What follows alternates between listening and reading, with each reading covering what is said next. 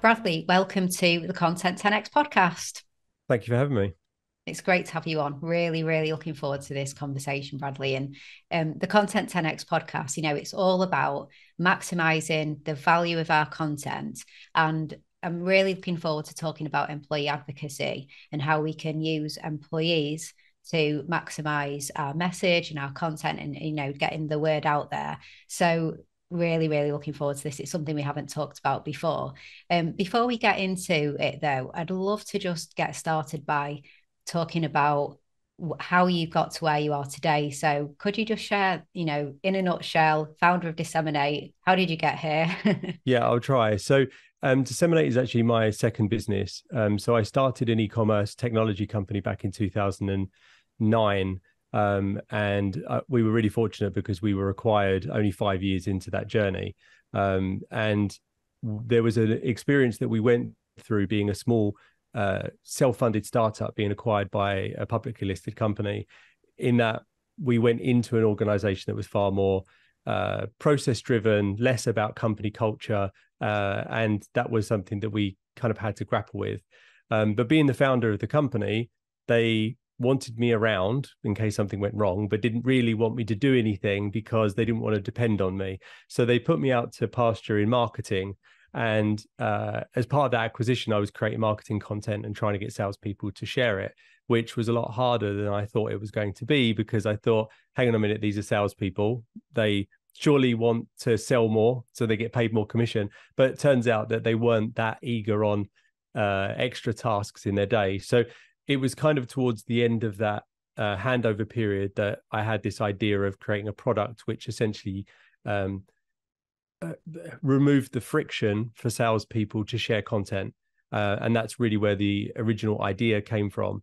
We then created an MVP, showed it to a couple of people, and they said, oh yeah, that's like employee advocacy, at which I realized I'd invented something that already existed. So then I'm Google searching what is employee advocacy after creating a platform that does exactly that. And then I realized that we're not the first company to do it. There's lots of good companies that do it. And it was really at that point that we kind of entered the market and said, okay, well, now let's be the best at what we do, as opposed to being somebody who's, creating a category. Cool. And could you just explain a bit more about what you do? What is the platform? What's the solution? Yeah, so essentially, employee advocacy as a category and what our product does is it takes content that's already been produced, typically by marketing, but it can also be talent acquisition and recruiting as well. And it provides that content packaged up to an employee for that employee to share with their own professional social media connections.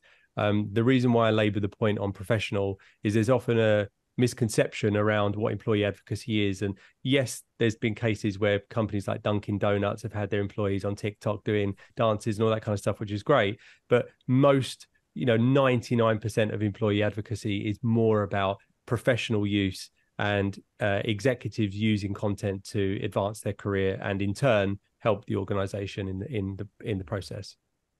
Yeah, I mean, it's really interesting. And I know on the homepage of your site, it says about extending the reach beyond corporate social media channels via the most trusted influencers in your industry, your employees. So why would we consider our employees to be our most trusted influencers in the industry? Yeah, it's an interesting question. I mean, the trust comes from the fact that if I'm reading that post, I'm already connected to that individual. So best case scenario is that person has taken that content themselves, they've customized, the post captions, they've made it their own, and they've shared it. But they've also kind of given their rubber stamp of approval that they see this as valued content. Very different to if the company themselves share something, because there's an inherent bias that comes with that. So if we think about it in its simplest terms, if I was using employee advocacy to recruit engineers as an example, well, my engineers in my organization probably went to university and studied with other engineers. So they're already connected to the people that I want to speak to. So it's using that bond of trust to reach that extended audience. Yeah, it completely makes sense. And there's it's one thing for you to say, isn't it? It's another thing for other people, including obviously the people within the organization and tapping into their network. I guess a key question that I have is, how do you convince employees to share company content? It seems like such a brilliant concept to maximize, the reach of the content, exactly as you said, through that network, trusted network of your employees. But it must immediately jumps out to me, but how do you get them on Yeah, board?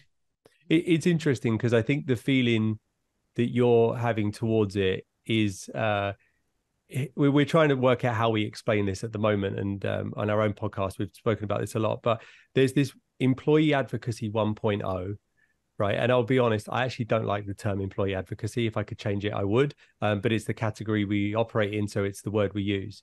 So it's problematic in itself, the term employee advocacy, because what we're saying is, I want my employee to advocate for me as the company, right? So the relationship is, I'm the company, I want to use the employee. And the reason I want to use them is because they can get me more reach on my content, right? That is employee advocacy 1.0.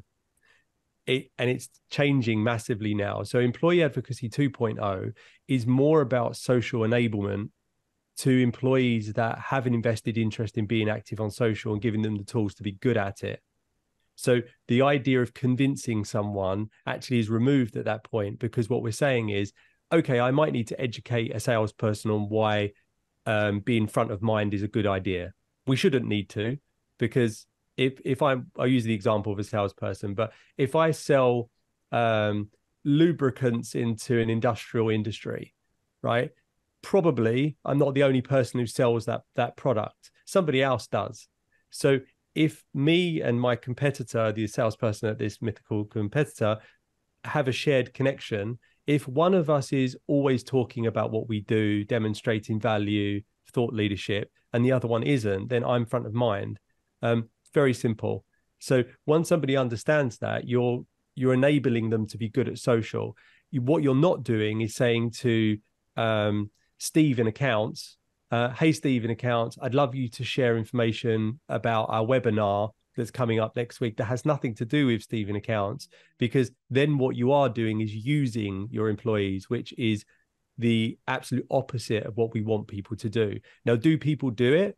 Yeah, they still do employee advocacy 1.0, but we are seeing a huge transition towards people that are seeing employee advocacy as being a specialist niche within marketing, outside of just seeing it as a content button that you can press to get more reach. Yeah, I must admit, I guess I had that as my understanding when we talk about this, that that is exactly as you explained, really, that you'd be having, some webinars coming out or a next event and things like that, and everybody would be encouraged to share the promo for the webinar.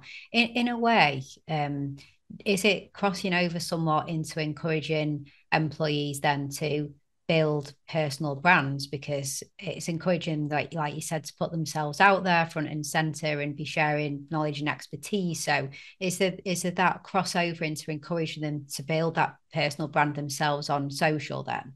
Yeah, absolutely. So we kind of see it like, if we were engineering a car, and obviously we would say this because it's our product, we believe our car is the Ferrari, the Mercedes, or whatever of employee advocacy, right? So we can build the best platform in the world, but we're still going to have somebody who takes that driving seat, and they have to be able to drive it sensibly and not crash it, right? So we can give our platform to somebody that just says, hey, do you know what? I'd love to just get reach. Just going to put all our content in there. I'm not going to think about how the employee looks when they share it.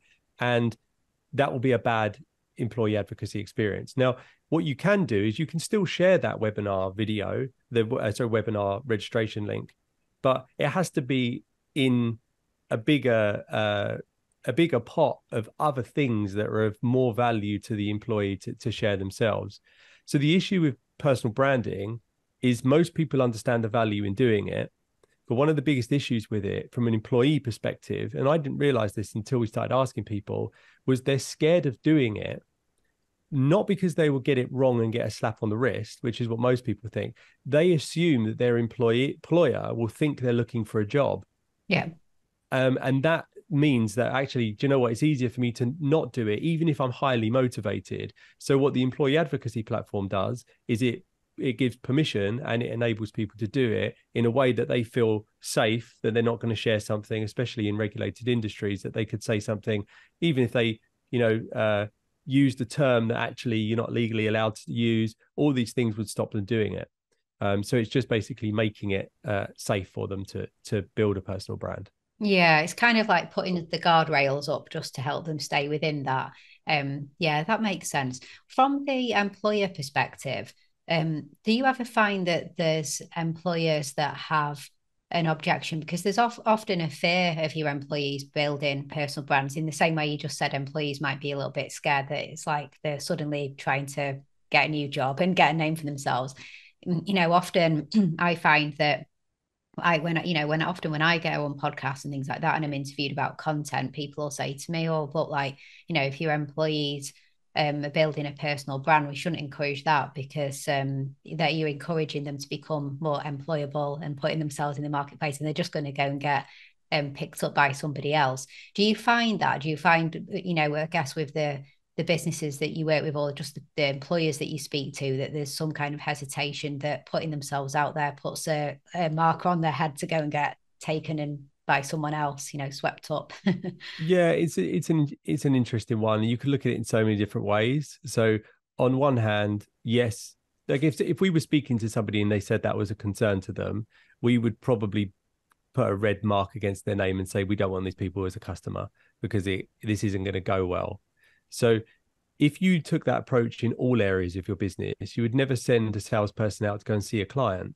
You'd never send someone to a training, an industry event, a networking event. You would just lock all of your employees away and say, be like the ghost of Christmas past or Scrooge or whatever, So people are going to go out there, and if they represent themselves in a positive way, then that represents positively on the company, which I think if you work for a company that doesn't support that, I'd probably look for a company that does, to be honest.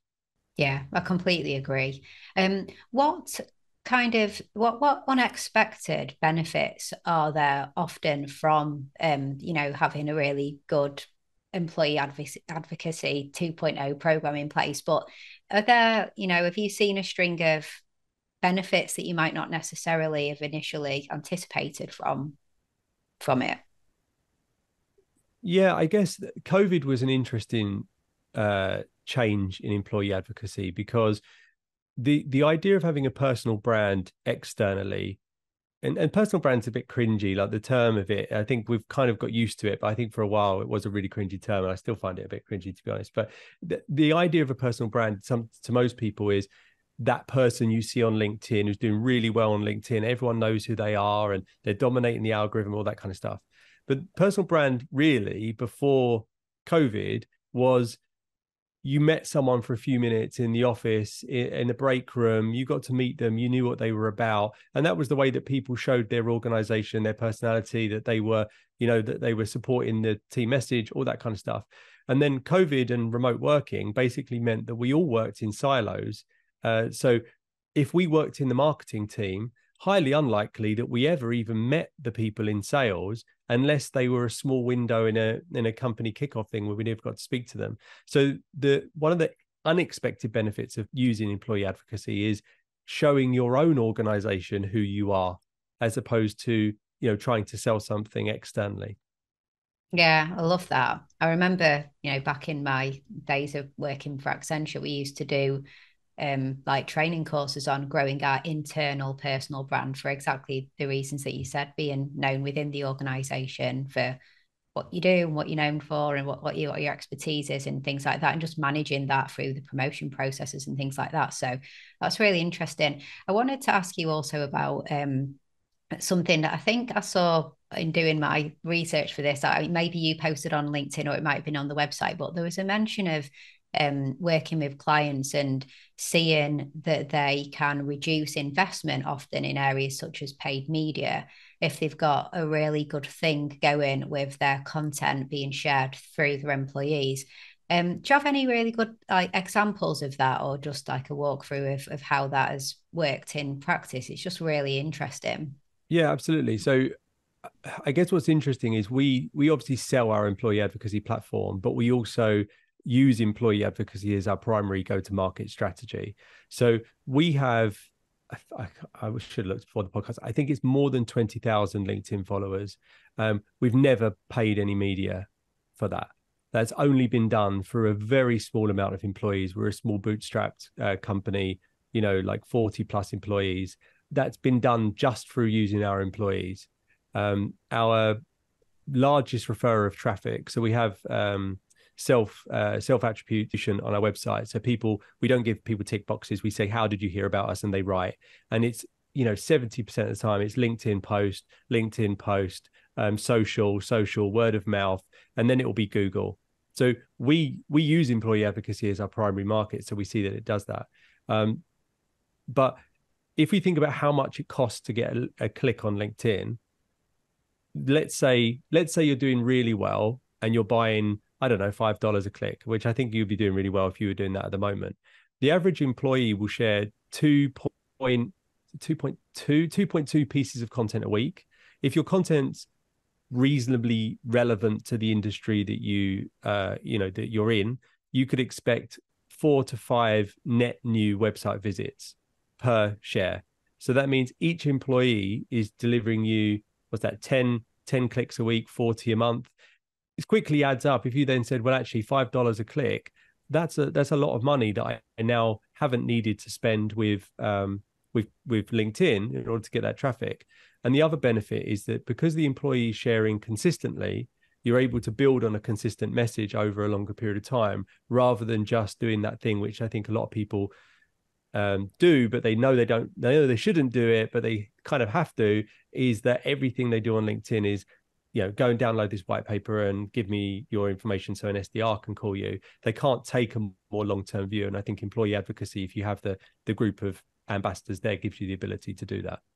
Yeah, I think it does. And I mean, in comparison of like the click for click as well, it's not an equal click, is it? Because I think the click that came from reading a post or content from someone and trust within your network in some way, that click is worth more than the click from the ad that is like worth a lot less than that click. So that's really interesting. Is there certain types of content that you find work really well for this? So maybe like sticking with LinkedIn in particular being like more the B2B platform, we've got video and carousels, images, text only posts, short, long. There's so much different content. Have you seen any particular types that just seem to work better for this kind of content? Yeah, so company culture content works really well, but I have to caveat that in saying that authentic company culture content works really well.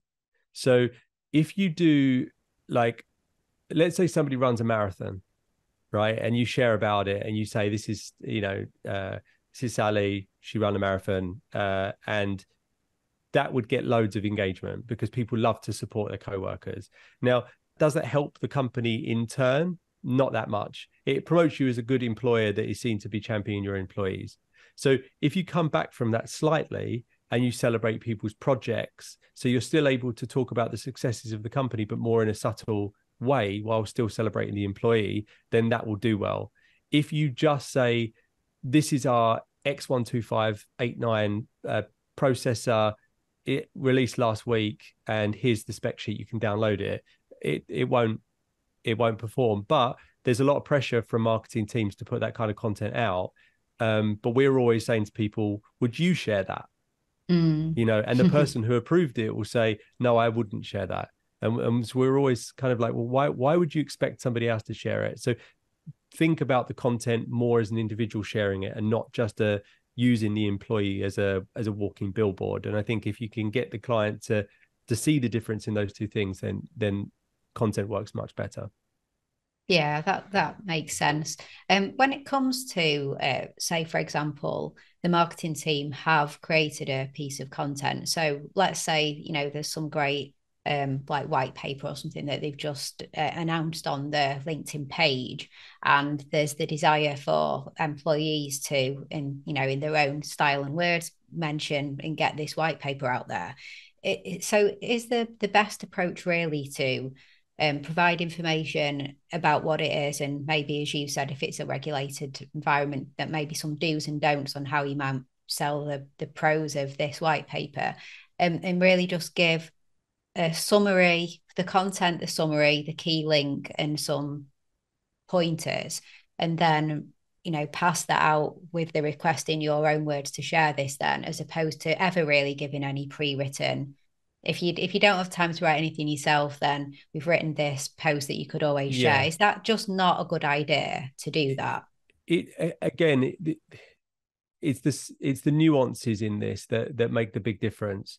Now, if you start an employee advocacy program tomorrow, whether that was with a technology like ours or you did it manually, if you just give everyone the same text and say share this content today, then it will literally just look like you've carpet bombed LinkedIn. Because if I have 12 connections we'll use a center as an example, and everyone shares it, then it's just going to be like, what's happened? I mean, most people would think that someone's account's been hijacked and spammed, right? It's because it just goes 1, 2, 3, all looks exactly the same.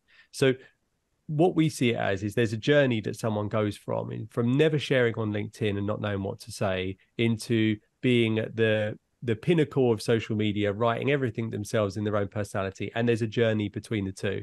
So the way that we do it is we give people the ability to have multiple post captions. We now use OpenAI, so basically means that they can have as many variations as they want at a click of a button. But then we also do multiple preview images and titles, so the metadata in the posts. So when you randomize that, if 3 people share that same post, it looks completely unique.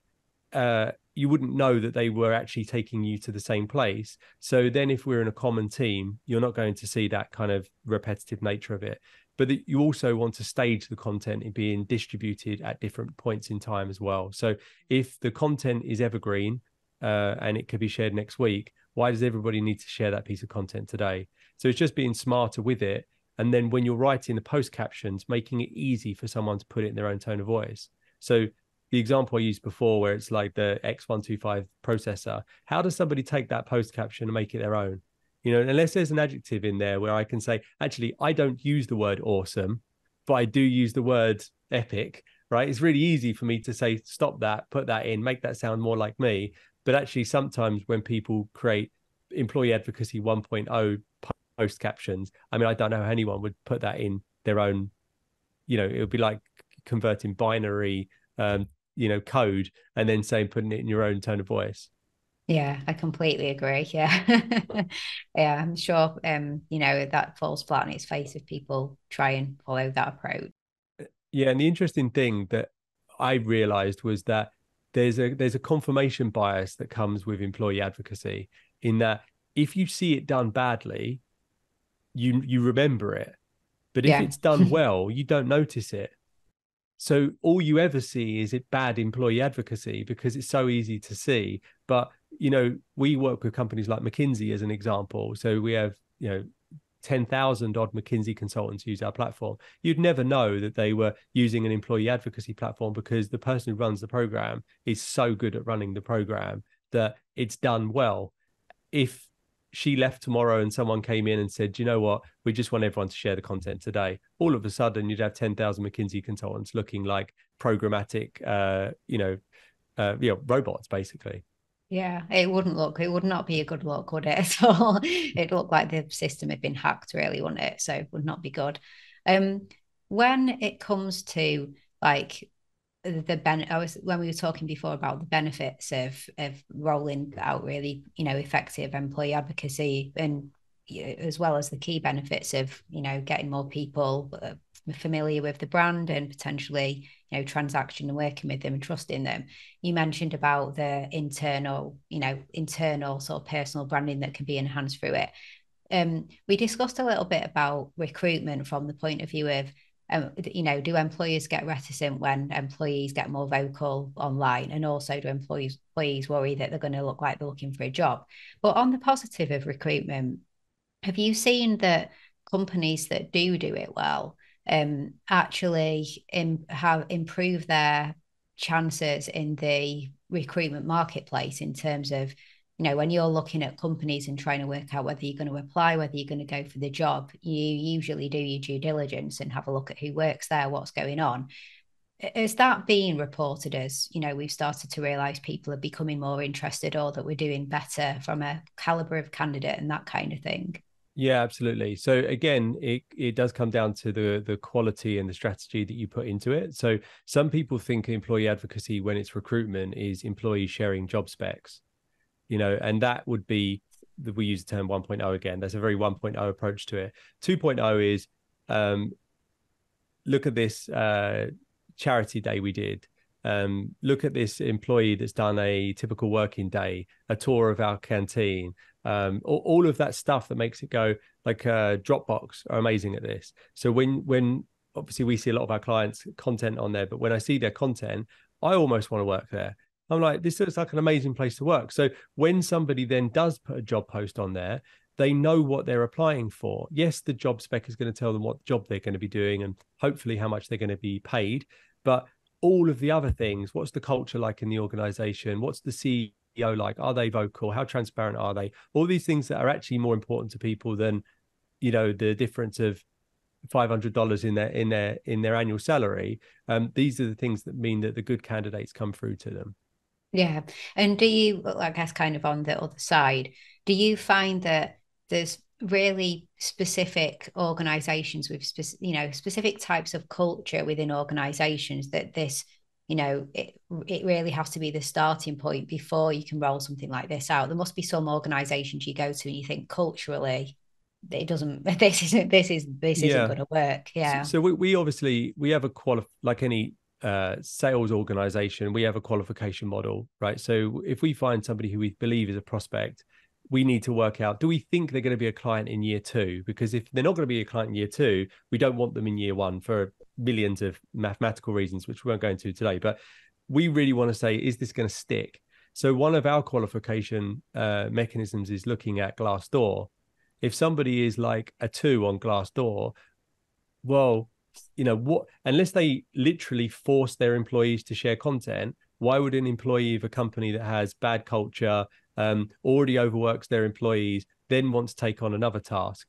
When people are happy in their company and they want to be champions for the organization, that to us is, we can see that a mile away, and that combined with the content. So we say it's content and culture. They're the 2 ingredients that make a good employee advocacy program. If you haven't got content, then there's nothing to amplify. And if you have got content but bad culture, nobody will want to do it. Absolutely love that. I think I can just hear that being one of our sound bites on social media, because it's such a good comment. One last question for you. For a small organization, so let's say a small business that maybe is like has like 50 or like around that employees, quite a small company. Somebody's listening to this now thinking, oh, like, why have we never done anything to really ever encourage our staff? And, we've always just focused on our own brand marketing channels. And we need to just get started with some step forward to help our employees with this type of content sharing. What would be a good, first step? So a good first step is, we talk about creating an ideal advocate profile. So again, my background is in sales, so I always tend to pull things back to sales. But in sales, we talk about our ideal client profile. Who's the customer that we can help the most? So we tell people, create your ideal advocate profile. So don't think about your 50-person organization as 50 people. Think about who in your organization would benefit the most from being an advocate for you. So think of them as your customer. So it's probably going to be, in a 50-person company, I don't want to say this is always going to be the case. It's going to be your salespeople, your senior level executives, your support staff, people who are client facing. And that might end up being 15 people in total. And if I was in a company that was small, that's about, first of all, creating a social media policy document that isn't a fear tactic document, which they normally are. Like most people, I'm old enough to remember when people were told they'd be fired if they posted on social media. So there's a lot of us still out there that when all of a sudden asked to post on social media, go, hold on a minute, did the rules change? So a social media policy document that is enabling people to be more active on social, training on the benefits on why. I personally would split out the training for the salespeople because the motivations are so different. So you don't speak to, and I hate to generalize, but salespeople, it's quite simple: share more, close more deals, get paid more money, drive a nicer car. So we're quite materialistic like that, not always. For people who aren't financially incentivized, then the training's different. It's about career progression, about being an advocate, a champion for your co-workers, and those kind of things. And then once you've actually got that group of advocates, give them a name, like call them a team name of some description, whether that's your insiders or something like that, that creates an element of exclusivity. Create a Slack channel, a Teams channel, and put the content in there with some suggestions on the post captions to use. And then once you get to scale and you need a platform like what we do, go and find a platform, but don't go and buy the technology thinking it's going to do it for you, because I'd love to say it would, but it won't. Get it, prove the model, scale it. And then if you're 200 people and you've got 80 ambassadors and you need to start managing it, then go out and speak to all the usual employee advocacy companies, of which obviously we'd love to be one of them, and find the one that's best suited. Yeah, absolutely love that. Thank you. Brilliant advice. Really, really good. Well, we've reached the the top of the hour, so I'll have to wrap up there, even though I could have asked you so many more questions about this. It's fascinating.